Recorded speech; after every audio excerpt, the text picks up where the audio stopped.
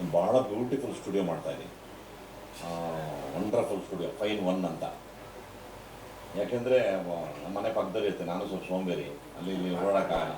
ಸುಮ್ಮನೆ ಪಕ್ಕದಲ್ಲಿ ಲಿಫ್ಟ್ ಹತ್ಬಿಟ್ರೆ ಮೇಲ್ಗಡೆ ಹೋಗ್ಬೋದು. ನನಗೆ ಒಂದು ಬ್ಯೂಟಿಫುಲ್ ಸ್ಟುಡಿಯೋ. ಹಾಂ ಹಾಂ ಹಾಂ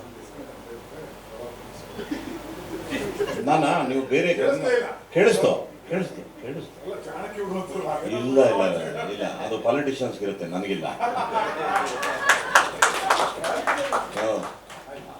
ನಮ್ಮವರು ಅಂದರೆ ಅದು ಬೇರೆನೇ ಇರುತ್ತೆ, ಅದು ನಿಮ್ಮದು ಅಂತ ಅನ್ಕೊತೀನಿ. ಬಟ್ ಇಲ್ಲಿ ಎಂಜಾಯ್, ಮನೆ ಇದ್ದಾಗಿರುತ್ತೆ. ಅವನ ಮೇಲೆ ಹತ್ತು ಬಿಟ್ರೆ ಯಾರ್ದು ಕಾಟ ಇರೋದಿಲ್ಲ. ಸುತ್ತಲೂ ಮರ ಗಿಡಗಳು ಕಾಣುತ್ತೆ ನಿಮಗೆ, ಬ್ಯೂಟಿಫುಲ್ ಆಗಿರುತ್ತೆ.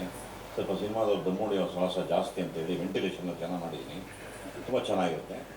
ಇದು ನಿಮ್ಮಿಂದ ಅಲ್ಲೋಗಿ ಸೇರ್ಕೊಬಿಡ್ಲಿ, ಮುಂದೆ ಒಂದು ಏಪ್ರಲ್ಲಿ ಓಪನ್ ಗೊತ್ತಾಗ್ಬಿಡ್ಲಿ. ಅದಕ್ಕೆ ಜಗ್ಗೆ ಸ್ಟುಡಿಯೋ ಅಂತ ಹೆಸರಿರ್ತಾರೆ. ಸೊ ಹಾಗಾಗಿ ಡಬ್ಬಿಂಗು ಅನ್ನೋದು ನನಗೆ ಭಾಳ ಇಷ್ಟವಾದ ಜಾಗ. ಅಲ್ಲಿ ನಾವು ಭಾಳನೇ ಎಂಜಾಯ್ ಮಾಡ್ತಾ ಒಂದೊಂದು ಅಕ್ಷರವೂ ಜೋಡಿಸ್ತಾ ಇದ್ವಿ. ಹಿಂಗಂದ್ರೆ ಹೆಂಗೆ, ಹಿಂಗಂದ್ರೆ ಹೆಂಗೆ. ಅದಕ್ಕೆ ಉದಾಹರಣೆಗೆ ಒಂದು ತಾತ ಅಂತ ಸೇರಿಸಿದ್ದಾರಲ್ಲ ಅಂತಾನೆ, ಅಲ್ಲಿ ಇರಲೇ ಇಲ್ಲ. ಅಲ್ಲಿ ಒಂದು ಏಯ್ ತಾತ ಅಂತ ಅಂದ್ಬಿಟ್ಟು ಅದು ಆ ಥರ ಸಣ್ಣ ಸಣ್ಣ ಸಣ್ಣ ಪಂಚಸ್ ಎಲ್ಲ ಭಾಳ ಅದ್ಭುತವಾಗಿ ಡಬ್ಬಿಂಗಲ್ಲೇ ಮಾಡೋಕ್ಕೆ.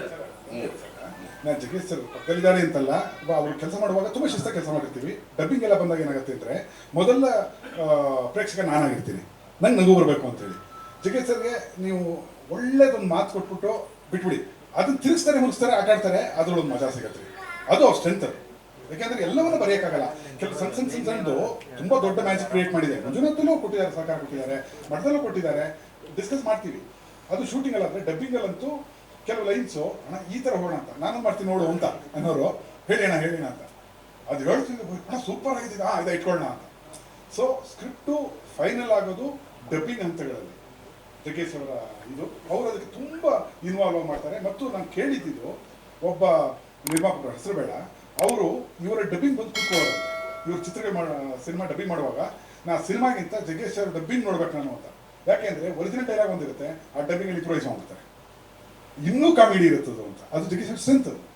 ಅದನ್ನು ಎಲ್ಲೂ ಪಬ್ಲಿಷ್ ಆಗಿಲ್ಲ. ಅದು ಅವ್ರನ್ನ ಸಿಕ್ಕಾಗಿಲ್ಲ, ಡಬ್ಬಿಂಗ್ ಅವ್ರದ್ದು ಇವತ್ತೆಲ್ಲ ಹಾಕೊಂಡಿದ್ದಾರೆ ಅಂತ ಸ್ಟುಡಿಯೋನ ಆಕಾಶಲ್ಲಿ ಅವ್ರದ್ದು ಅಂತ ನಾನು ನೋಡ್ತಾ ಇದ್ದೀನಿ. ದೂರ ನಿಂತ್ಕೊಂಡು ನೋಡಿ ಎಂಜಾಯ್ ಮಾಡ್ಬಿಟ್ಟು ಬರ್ತಾರೆ. ಇದು ಇರೋದಲ್ಲ ರೆಕಾರ್ಡ್.